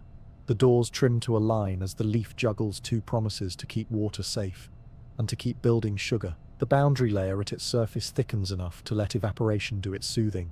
A breeze tugs and refreshes. Afternoon, clouds wander in. The leaf breathes easier. Cooling resumes its broader generosity. Evening, light thins. The doors settle to rest. The heat that once wanted to boil now leaves as a slow exhale from trunks and soil. That one leaf is countless. The pattern is a chorus. On a heatwave's third or fourth day, even forests breathe with effort. Vapor pressure in the air rises. The difference between leaf and sky shrinks. The price of each cooling drop goes up. Stomata narrow, prioritizing survival. The shade still stands as mercy, but the fountain falters. This is where roots and soils show their long planning. Deep water found and saved. Structure that holds moisture near. Fungal cords that steady the supply. A stand that invested in its underground can buy another day of gentleness for itself, and for anything that shelters with it. When rain finally finds the canopy, cooling changes register. A first sprinkle spangles leaves. Evaporation drinks the heat from the wet surfaces and the air sighs. A longer shower saturates moss, bark, soil. The forest sponge fills, and for a few days after, every step returns a small coolness to the air. Even if the sun swings harsh again, you can smell it, the sweet breath after rain, and you can feel it, a temperature written in scent.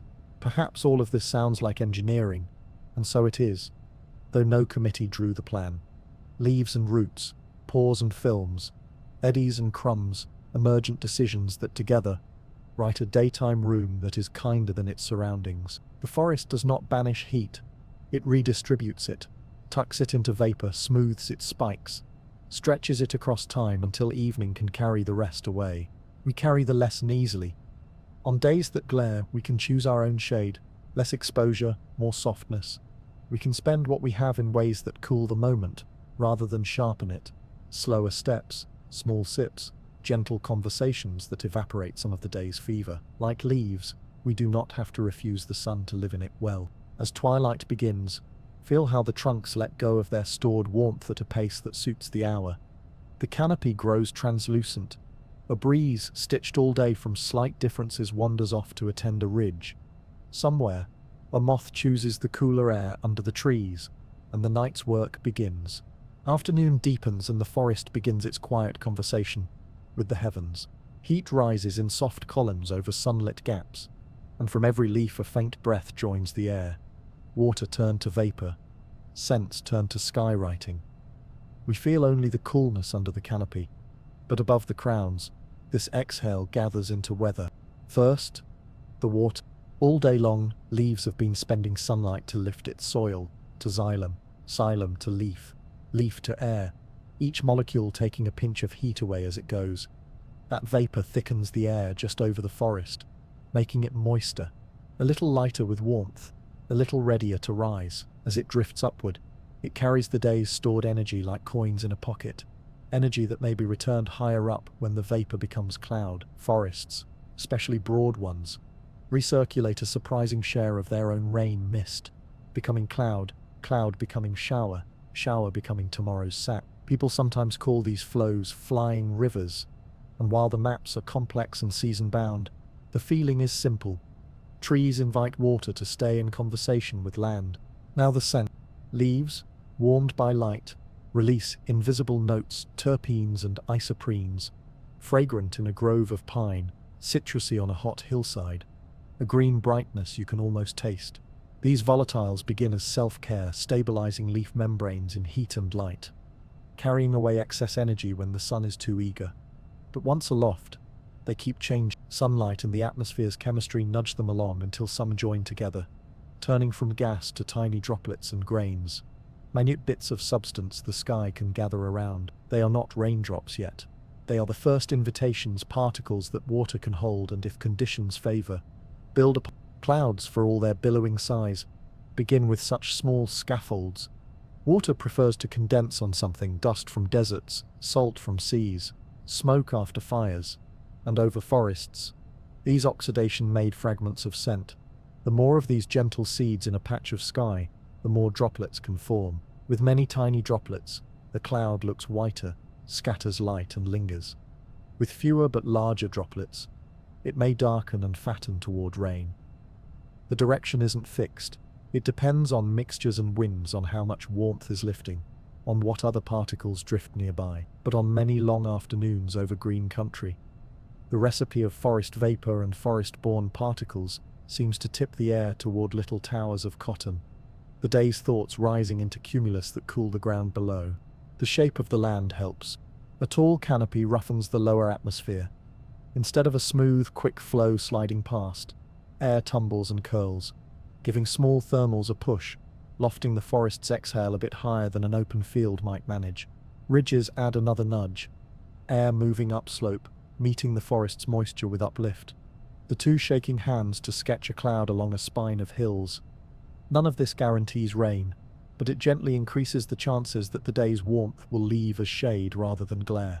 Forests touch the sky with seeds in another way too. The literal kind.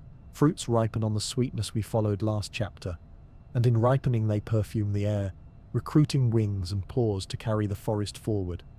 Birds rise from green rooms with berries in their crops, scattering tomorrow's trees along flyways that mirror river paths in the sky. Bats stitch night with errands.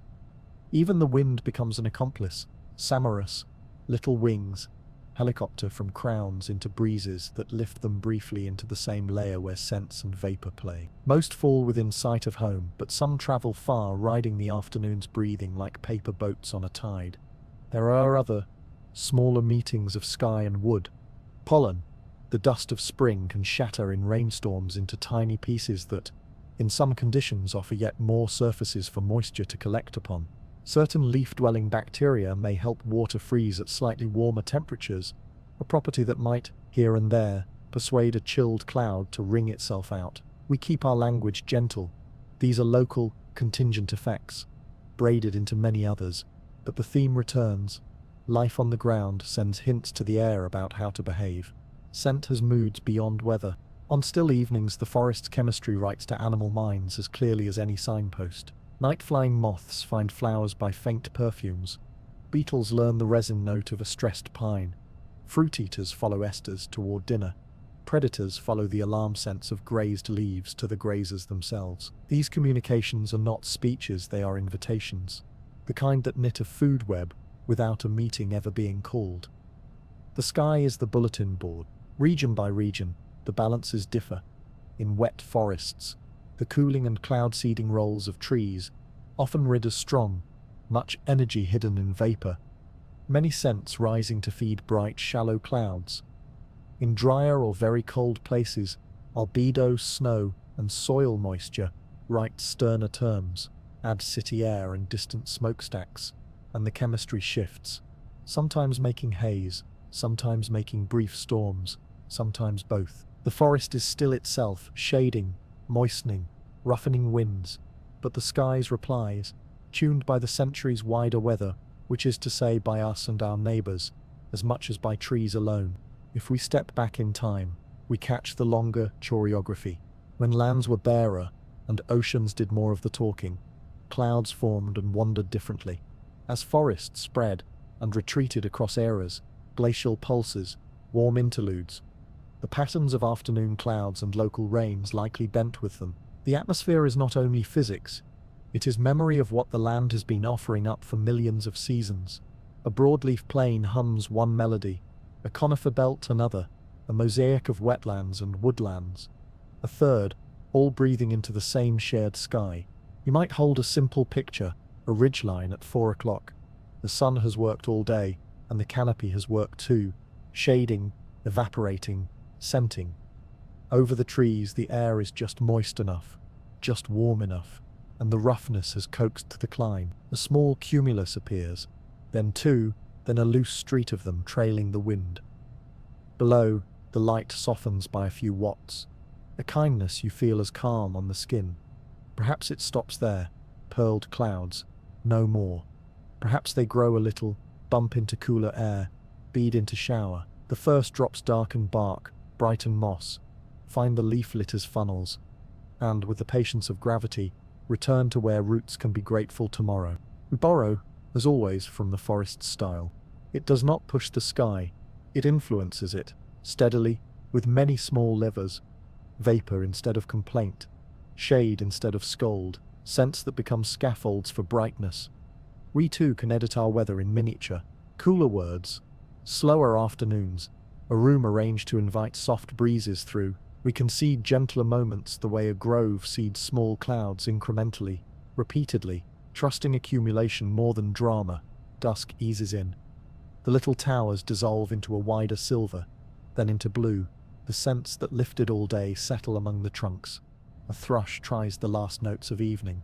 The forest has touched the sky, and been touched in return. Cooler air, a thin drink, a promise of humidity for morning. It is enough. Morning light finds the cut face of an old stump, and suddenly time is visible. Pale bands and darker bands, wide breaths and narrow sighs. The trunk's diary written in wood. We've been walking through processes, water lifted, sugars moved, messages passed, but here the years take shape as architecture. The tree has kept an account of weather and fortune, of injuries both small and bright, and of every decision its body made in 100 seasons.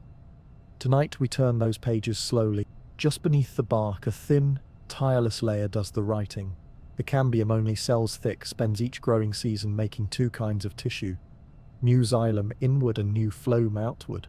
In spring, when soils are kind and the day is generous, the cambium lays down early wood cells larger, walls thinner, vessels wide if the species is ring porous, the emphasis on speed and supply. Later, as the season leans toward heat or restraint, it inscribes latewood cells, smaller, walls thicker, vessels fewer, the emphasis on strength and safety. The contrast between the two, paler, then darker, draws a line we can count. A ring is not a number so much as a sentence. Abundance, then consolidation. Some species write boldly, oaks and ashes, elms and their kin, arrange their year like a proclamation. Spring's vessels are grand and obvious. A highway built in a rush, summer and autumn pull back into denser support. Maples and birches are subtler, diffuse porous, with vessels scattered more evenly. Their rings are gradual shading rather than a bright seam. Conifers speak another dialect altogether. Trecheids only. Early wood trecheids plump and pale, late wood trecheids smaller and thick-walled. A slow crescendo that darkens toward winter. Different pens, same grammar. The rings widen and narrow with life's terms. A wet spring, steady temperatures, no mishap. Wide bands, like a full breath. A drought, a cold snap at the wrong moment. A defoliating insect, narrow bands like a held breath. After fire passes lightly, you might find a scar, charcoal tucked into a healed fold, a black comma in the text. Frost can leave its watermark cells. Distorted by cold, a whisper of an event, rather than its headline. Sometimes a tree writes a false ring, a pause mid-season when a dry spell mimics autumn, followed by a second surge when rain returns. The year then reads as a stutter, and careful eyes can sort the stutter from the true turn of seasons. Dendrochronology is the gentle art of listening to this script. Workers take slender cores from living trees, narrow straws of wood from bark to pith, without ending the life that made them. In each core, patterns of wide and narrow bands match the rhythm of years like a fingerprint. By aligning those rhythms across many trees, across hillsides and valleys, scientists can cross-date set an exact year to each ring, even in boards and beams long separated from their stumps. The method becomes a clock for history. A drought recorded in living oaks in the present can be seen again in the rafters of an old hall. The same thin summer echoing across centuries.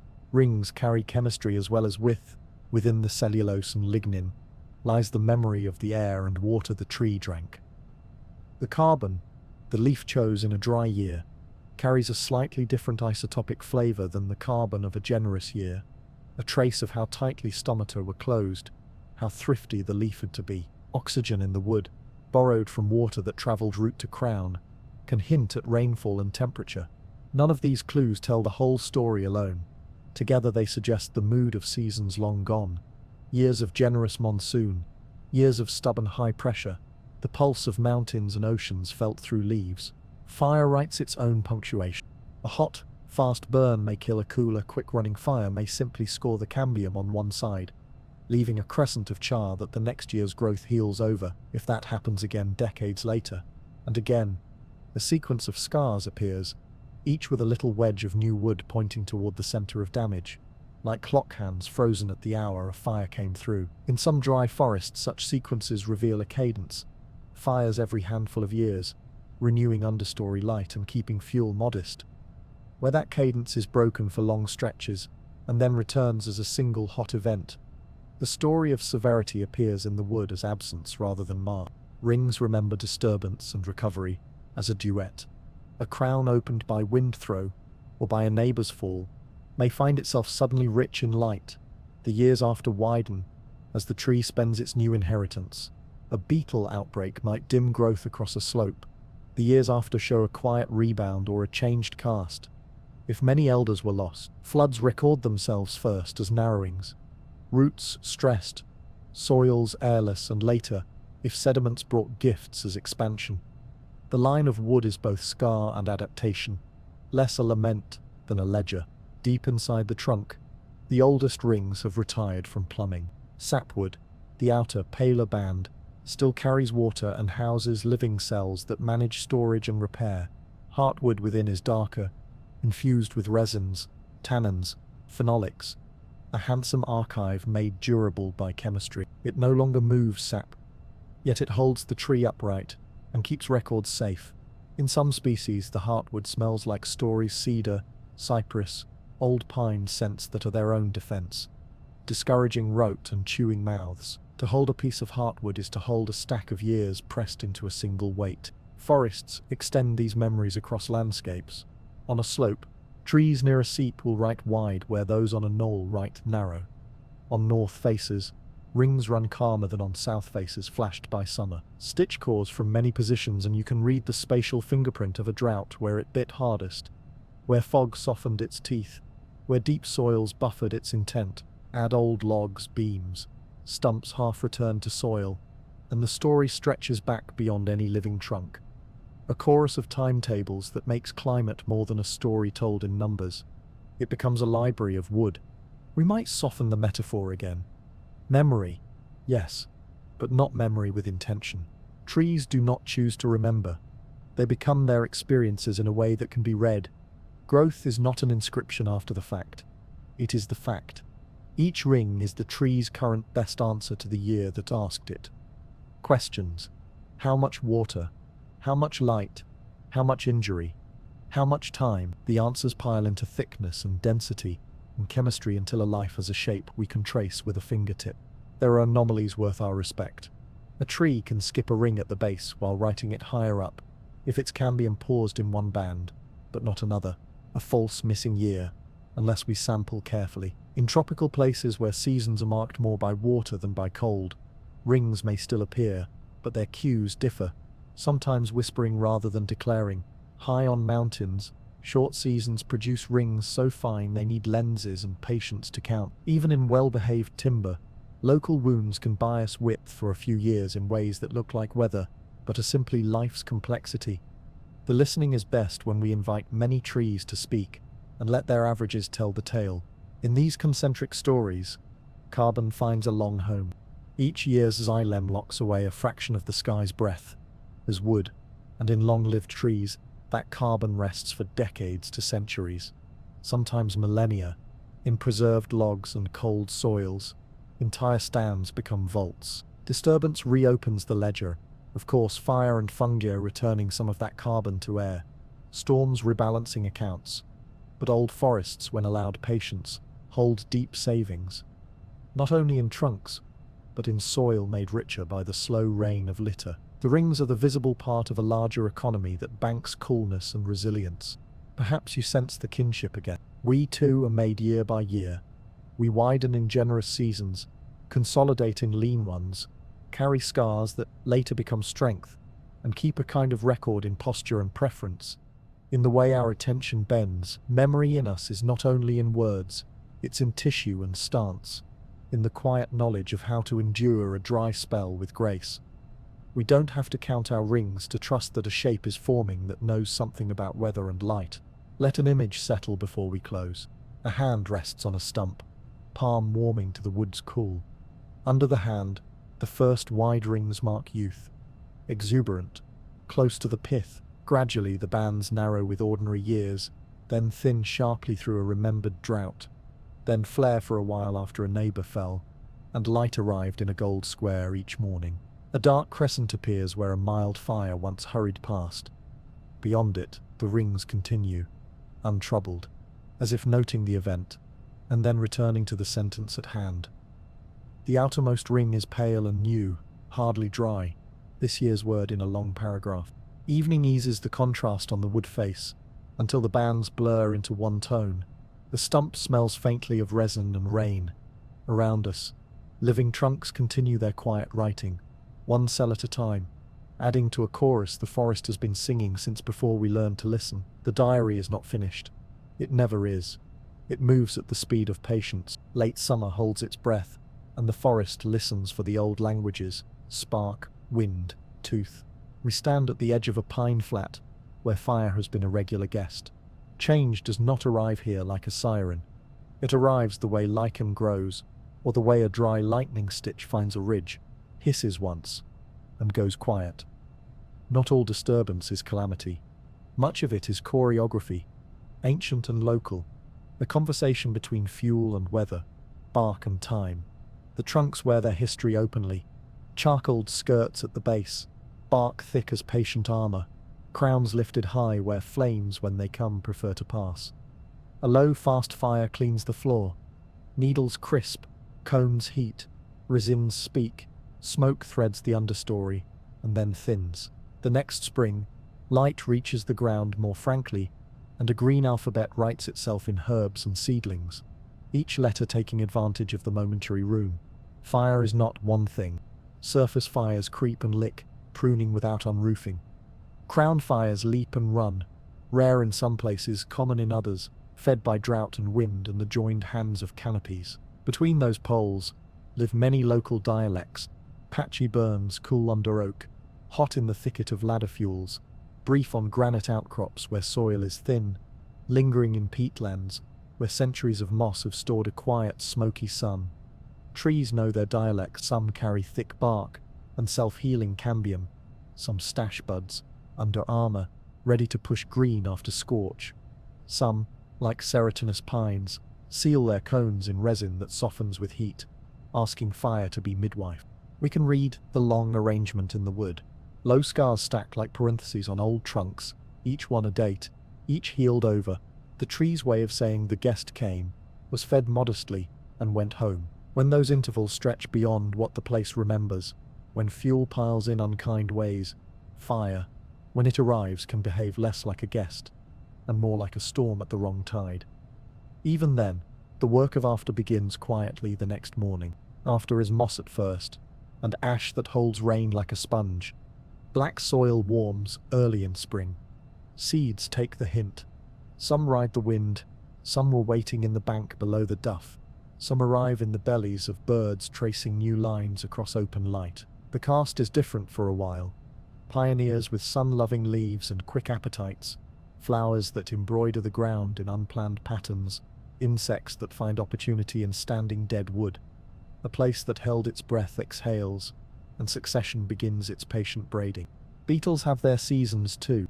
They read the forest's stress like a letter, the scent of drought-burdened resin, the ultrasound of cavitation, the warmth in bark, and they arrive in number, doing what beetles do. They are agents of change, not villains by nature, selecting the weak and sometimes in large years, the merely unlucky, turning standing carbon into food webs for birds and fungi, setting the table for woodpeckers with red caps and for the small cities of decay that follow. Outbreaks swell when winters are mild or droughts long.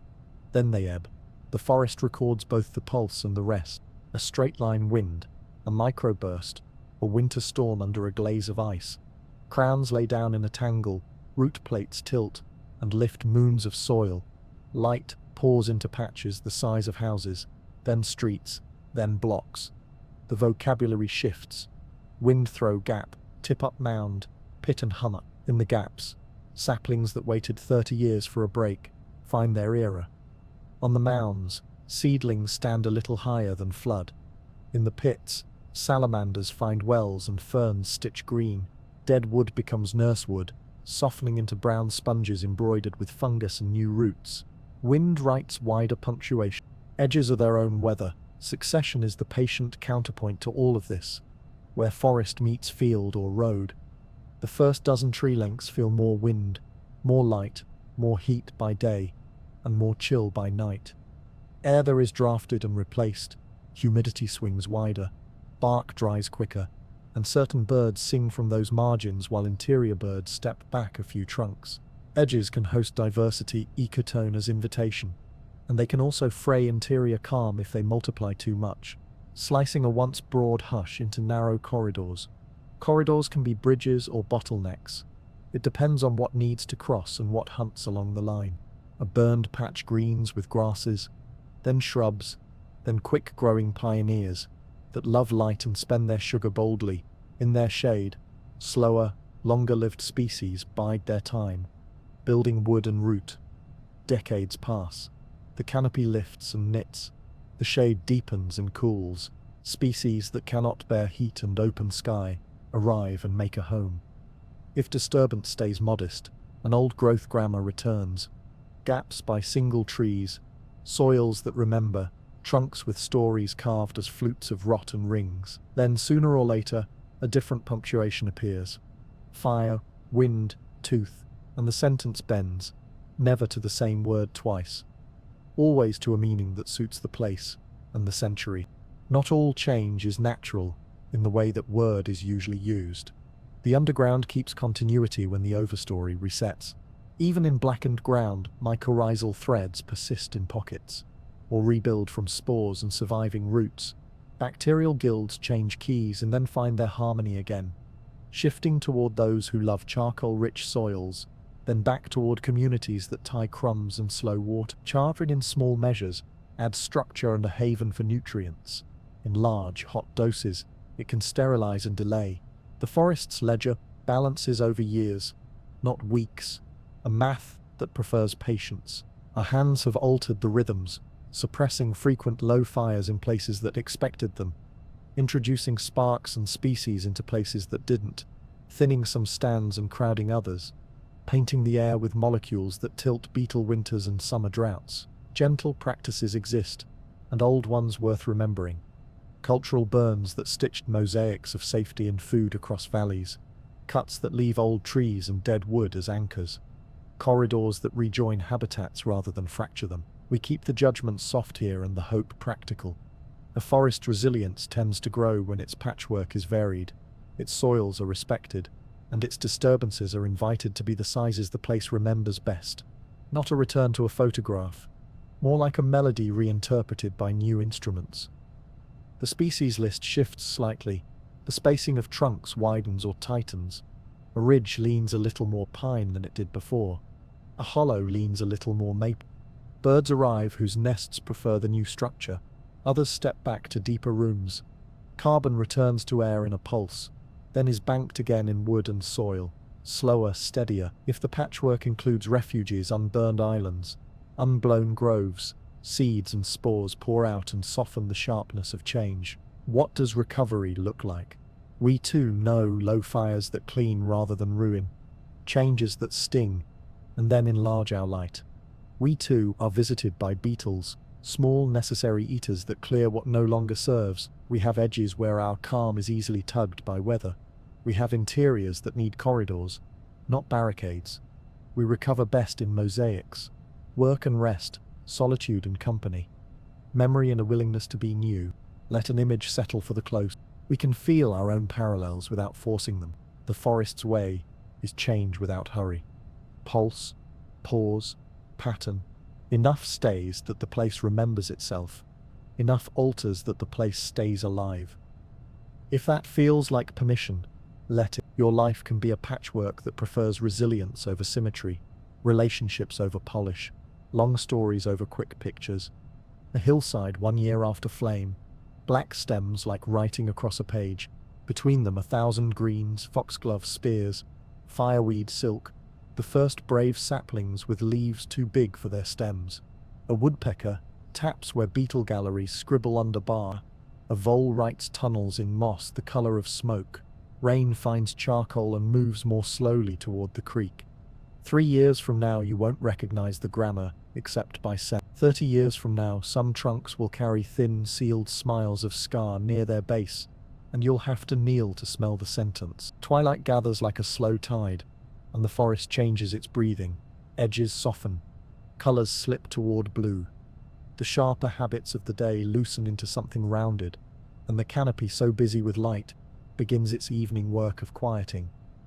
You can almost hear it, not as sound but as a settling of terms, a recalibration after the long noon. Leaves ease their little doors toward rest. All day they balanced two promises, drink and thrift. And now, in cooler air, the gradients relax.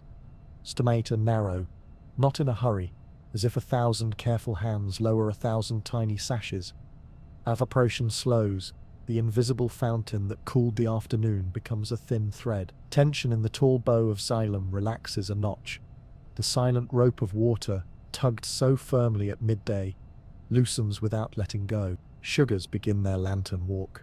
What the leaves minted in brightness is counted and sent, not as coins clinking but as a pressure that glides along the sweet roads under bark.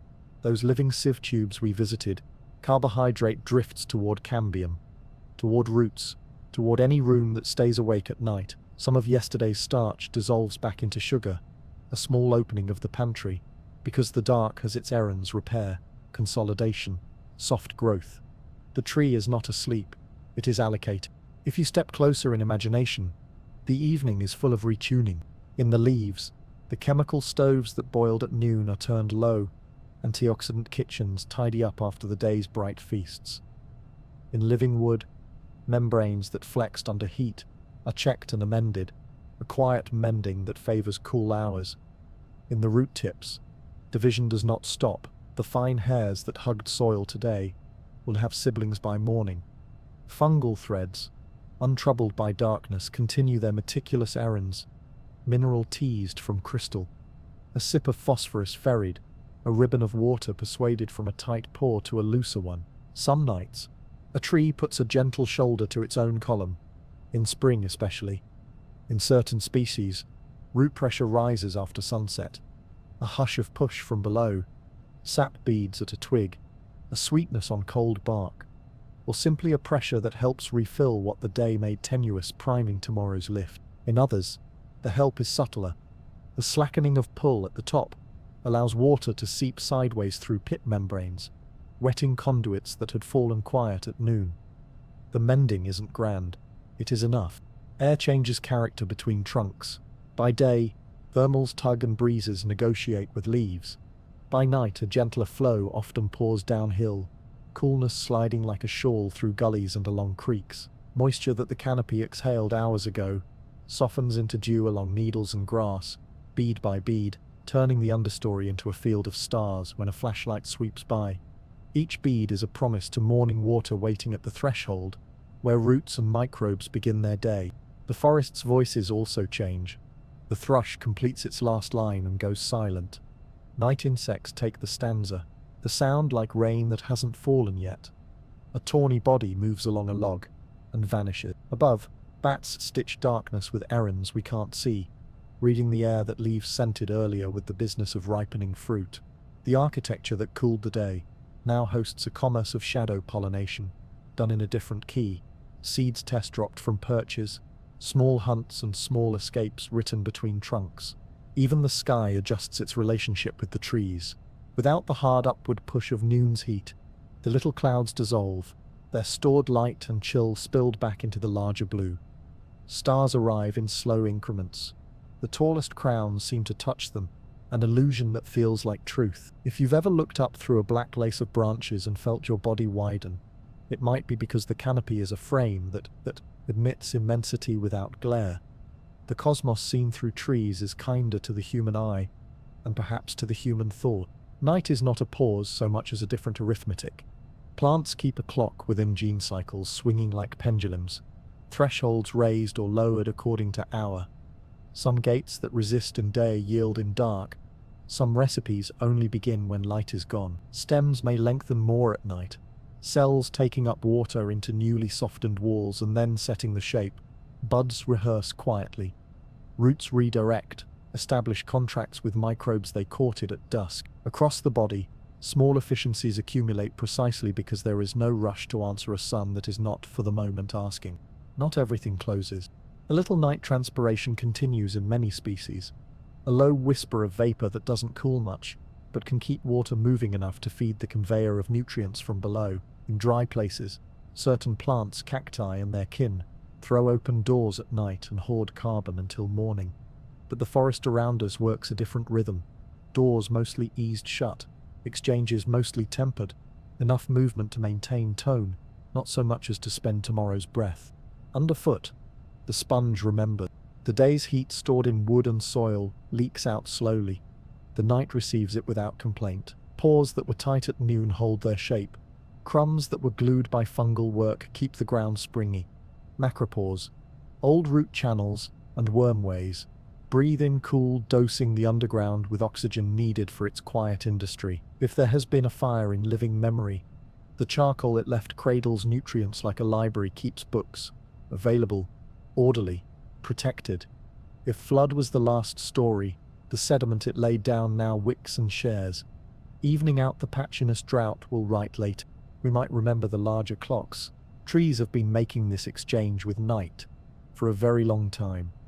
Deep time holds a picture of cycads under moons that rode a different sky, of conifer silhouettes against unfamiliar constellations, of angiosperms learning the dance with moths while continents kept their slow conversations. The nightly fold open, then rest, has witnessed climates shift and return, glaciations advance and step back, oceans rise and retreat, and still the pattern holds where leaves meet air and roots meet water. There is a human echo, as always. We arrive at evening, with our own day's arithmetic, lists half-crossed, conversations that left wakes, efforts that tightened certain strings. Night offers us what it offers the grove, a chance to loosen tension without surrender, to redirect sweetness toward repair, to place some energy in the cells that make tomorrow easier, rather than spending it on afterglow. We do not need to call it sleep hygiene or a plan. We can call it letting the canopy close a little, and trusting the system we carry. If you'd like, rest your attention on one leaf. It sits a few meters above the path, a simple oval with a notch where a beetle took lunch in June. The day has grayed into indigo. A film of air clings to the leaf, almost still. Stomata, little lips on the underside, are mostly shut. Inside, sugars move from the day's work to the places that need them. In the xylem, water is present, not taught. On the surface, dew is beginning. A bead at the tip, a glimmer along the veins. A moth explores and declines. The chemistry says not tonight. The leaf holds. It looks like nothing is happening. It is, in fact, very busy with calm. A branch above sags a finger's width under the addition of dew. The trunk's temperature slides a degree toward the air. A root in the dark finds the narrowest seam along a stone and enters. Not far, just enough. A fungal strand meets another of a different kind and decides, without ceremony, not to fuse. A salamander lifts a foot and sets it down, its skin drinking more than its mouth. The forest is made of such minor acts, thousands upon thousands, and their sum is what we call resilience. By midnight, the quiet is generous. Even the small winds slow between trunks. The understory smells like recipe, humus and resin, wet iron, and a sweetness that doesn't insist on its name. If you are awake, you might feel a slight ache under the ribs that is simply the body answering the invitation to settle. If you are already far along the river of sleep, you do not miss anything. Like phloem, the story continues whether you look in on it or not. Toward dawn, the chemistry leans forward again. Internal clocks lift certain genes' voices. Sugar levels whisper to guard cells. The tree anticipates light before it arrives. Dew holds as long as air allows. Birds rehearse a few soft notes, and then, all at once, permit themselves song. We do not see the exact moment when night tips into day.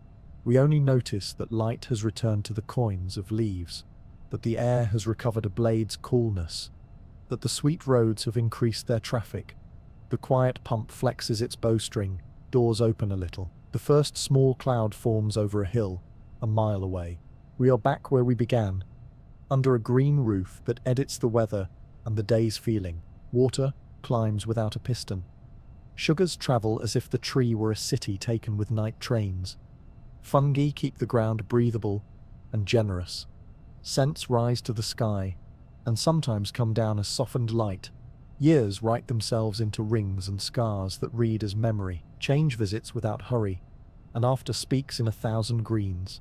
Night takes the heat and turns it into rest. Morning makes a promise. It almost always keeps. If you are still awake, notice what the forest has taught without insisting, that letting go at the top feeds the whole body, that economy can be kind, that messages don't have to be loud to be heard, that cooling is a form of care, that time makes structure when given patience. Perhaps breathe with that. Perhaps let one more muscle forget its argument. When you drift, the trees will continue on in their good work, and when you wake, they will be here, roots in the dark, leaves in the light, the long conversation between soil and sky. I'm going, ready for another unhurried walk whenever you are.